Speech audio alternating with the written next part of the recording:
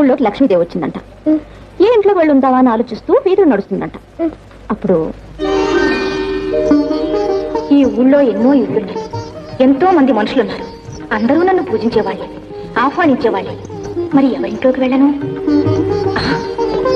చిచి, ఈ ఇల్లాలు కస ఓడవకుండా, పాచి పని చేయకుండా పొద్దున్నే పొట్ట నింపుకుంటుంది. కనీసం బొట్టు కూడా పెట్టుకోలేదు. అబ్బే, ఈ ఇంట్లో నిండలేదు. ఎంత విట్టోరం!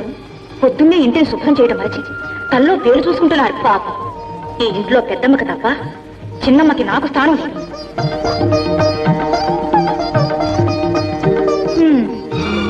ప్రొద్దున్నే పాత బట్టలు కుట్టుకుంటున్నావా తల్లి? ఇంటికి రావాలనుకున్న లక్ష్మిని త్రోసిపుచ్చుకుంటున్నావు పాపం. ఈ ఇల్లాలు ఎంత అందంగా ఇంటిని శుభ్రపరచుకుంది. ఇంటి ముందు కళకళలాడే ముగ్గులు వేసింది, దేవుని ముందు దీపారాధన చేసింది. ఈ ఇల్లే నా నివాస స్థలం. ఎవరమ్మా ఇంట్లో? ఏమ్మా, ఈ ఇంటి ఇల్లాల్ని. బయటికి రామ్మా. బయటికి రాలేను. నాకు నా భర్తకు ఒకే వస్త్రం ఉంది. ఆయన భిక్షాటనకు వెళ్ళారు, అందుకే తలుపుతాటుగా ఉన్నాను తల్లి.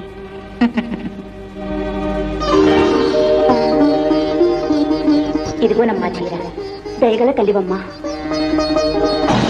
మీనాక్షి, మీనాక్షి, చూసావా ఈ రోజు భిక్షాటంలో ఎన్ని బియ్యము ఎన్ని కూరగాయలు దొరికాయో. మీ శుచి శుభ్రతకు ముచ్చట పడ్డాను. శ్రీ మహాలక్ష్మి, ఇక నుంచి మీ ఇంట్లోనే ఉంటాను.